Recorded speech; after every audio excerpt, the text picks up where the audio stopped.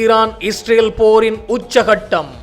நோர்வேயின் அமெரிக்க தூதரகத்தின் மீது மிக பெரும் குண்டு தாக்குதல். அதிர்ச்சியில் அமெரிக்கா. அமெரிக்க நீர்மூழ்கி தாக்குதலில் மூழ்கி போன ஈரானிய கப்பல். இலங்கைக்கு பாராட்டுகளை தெரிவித்த ஐக்கிய நாடுகள் சபை. முன்னாள் ஜனாதிபதி ரணிலை கைது செய்ய முயற்சித்தவர்களே மிக விரைவில் அனுரவையும் கைது செய்ய முயற்சிப்பார்கள். இது நடந்தே தீரும், எச்சரிக்கும் உதயகம்மன்வல. இந்தியா உட்பட பல சர்வதேச நாடுகள் விரும்பினால் தமிழீழம் அமைவது உறுதி, அடித்து கூறிய முன்னாள் நாடாளுமன்ற உறுப்பினர். எரிசக்தி அமைச்சருக்கு எதிராக மிக விரைவில் நம்பிக்கையில்லா பிரேரணை. ஒன்று திரளும் எதிர்க்கட்சிகள்.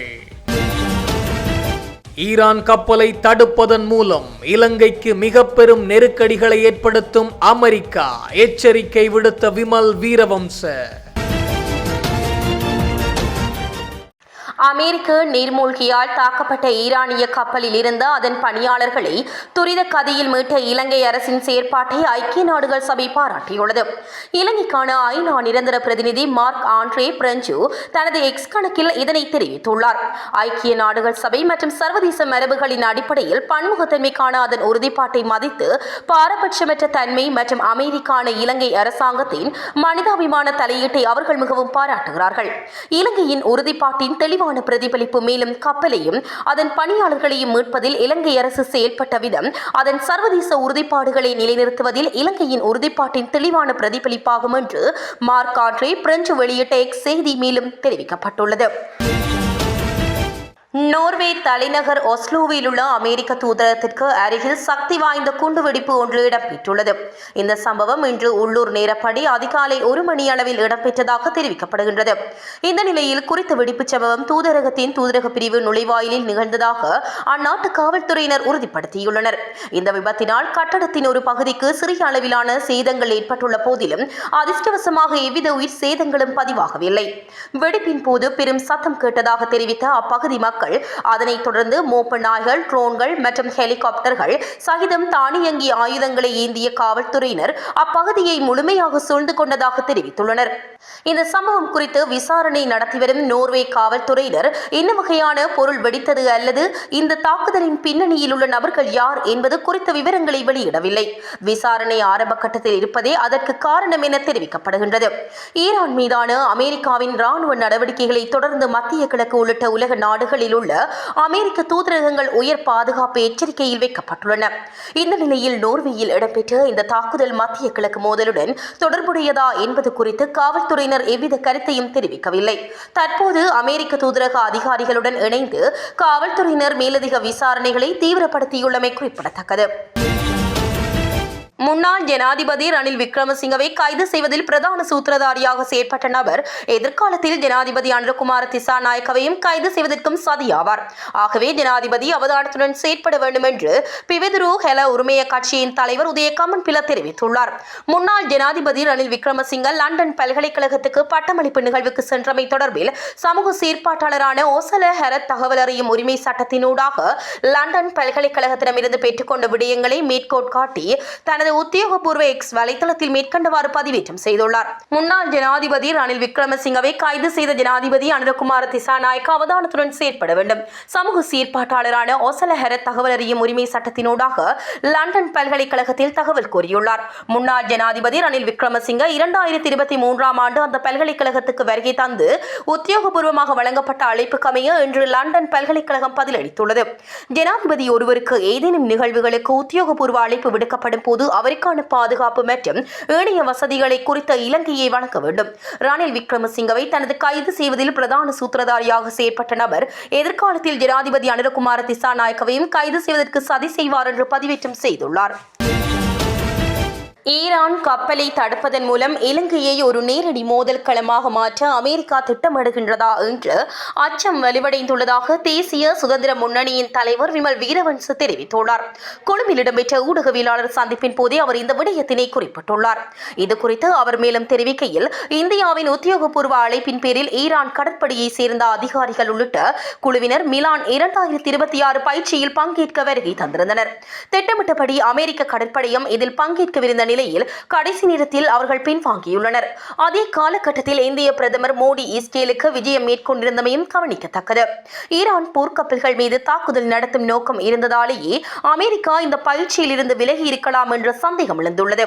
தமது நாட்டிற்கு அழைக்கப்பட்ட ஈரான் குழுவினர் மீது நீர்மூழ்கி கப்பல் மூலம் தாக்குதல் நடத்த திட்டமிடப்பட்டிருந்தது குறித்த இந்திய உளவுத்துறையான ரோவிற்கு தெரியாமல் இருக்க வாய்ப்பில்லை. உயிர்த்த ஞாயிறு தாக்குதல் போன்ற சம்பவங்களை முன்கூட்டியே கணிக்கும் திறன் கொண்ட இந்தியா இந்த ஆபத்தை அறிந்திருந்தும் ஈரான் கப்பலை வெளியேற அனுமதித்தது இந்தியாவின் நம்பகத்தன்மை குறித்த கேள்விகளை எழுப்பியுள்ளது. ஈரானின் இரண்டாவது கப்பல் கொழும்பு துறைமுகத்திற்கு வருவதற்கு அனுமதி கோரிய போது அமெரிக்க தூதரக அதிகாரிகள் கடும் எதிர்ப்பு தெரிவித்துள்ளனர். இக்கப்பலை அனுமதித்தால் வான்வழியாக தாக்குதல் நடத்த நேரிடும் என அவர்கள் அச்சுறுத்தியதாக தகவல்கள் தெரிவிக்கின்றன. இதனைத் தொடர்ந்து பாதுகாப்பு செயலாளர் தொய்ய கொந்தா இக்கப்பல் விவகாரத்தில் இலங்கை பொறுப்பேற்க முடியாது என ஈரான் தூதருக்கு கடிதம் மூலம் அறிவித்துள்ளார். இருப்பினும் இலங்கையில் உள்ள முஸ்லிம் அரசியல்வாதிகள் மற்றும் பிரதி சபாநாயகர் உள்ளிட்டோர் ஜனாதிபதியை சந்தித்து அழுத்தங்களை கொடுத்துள்ளனர். நீண்ட கால கலந்துரையாடல்களின் பின்னர் எட்டப்பட்ட உடன்பாட்டின்படி கப்பலை திருகோணமலைக்கு கொண்டு செல்ல தீர்மானிக்கப்பட்டுள்ளது. கப்பலில் உள்ள நபர்களை மட்டும் கொழும்பு துறைமுகத்திற்கு அழைத்து வர முடிவெடுத்துள்ளனர். மத்திய கிழக்கில் தனது ராணுவ பலத்தை இழந்து வரும் அமெரிக்கா இஸ்ரேலை தவிர்த்து வேறு பாதுகாப்பான தளங்களை தேடி வருகின்றது. இந்திய பெருங்கடல் பிராந்தியத்தில் புவிசார் ரீதியாக முக்கியத்துவம் வாய்ந்த இலங்கையை ஒரு ராணுவ மையமாக மாற்ற அமெரிக்கா முயற்சிப்பதற்கான சந்தேகம் எழுந்துள்ளது. முன்னாள் அமெரிக்க ராஜாங்க செயலாளர் ஜான் கெரி குறிப்பிட்டது போல அமெரிக்கா மற்றும் ஆஸ்திரேலியாவுக்கும் இடைப்பட்ட மையப்புள்ளியாக இலங்கையை இருப்பதே இதற்கு காரணமாகும். ஈரான் கப்பலை தடுப்பதன் மூலம் இலங்கையை ஒரு நேரடி மோதல் களமாக மாற்ற அமெரிக்கா திட்டமிடுகிறதா என்ற அச்சம் தற்போது வலுவடைந்துள்ளது என அவர் மேலும் தெரிவித்துள்ளார். உலகில் மிகப்பெரிய ஜனநாயக நாடாக இருக்கும் இந்தியா உட்பட உலக நாடுகள் தமிழர்களின் வாழ்வியல் உரிமையை நிலைநாட்ட உறுதி பூண்டு ஒன்றிணைந்தால் தமிழர் தேசம் அமையும் என்று இலங்கை நாடாளுமன்ற முன்னாள் உறுப்பினர் ஈஸ்வரபாதம் சரவணபவன் நம்பிக்கை தெரிவித்தார். கர்நாடக தமிழ் பத்திரிகையாளர் சங்கம் பெங்களூரில் உள்ள பாசு மணி நூலகத்தில் ஏற்பாடு செய்திருந்த இதழியல் கலந்துரையாடல் நிகழ்ச்சியில் இலங்கை நாடாளுமன்றத்தின் முன்னாள் உறுப்பினரும் உதயன் பத்திரிகையின் நிர்வாக இயக்குநருமான ஈஸ்வரபாதம் சரவணபவன் கலந்து கொண்டார். நிகழ்வில் பங்கேற்ற ஈஸ்வரபாதம் சரவணபவன் பேசும்போது சொந்த மண்ணில் இருந்து வெளியில் வந்து கர்நாடக மண்ணில் தமிழர்களை சந்திப்பது மிகுந்த மகிழ்ச்சியாக உள்ளது. தமிழ்நாட்டை கடந்து கர்நாடக மாநிலத்தில் தமிழ் பத்திரிகையாளர் சங்கம் சிறப்பான நூலகம் அமைத்து சேவை செய்து வருவது சிறப்பாகும்.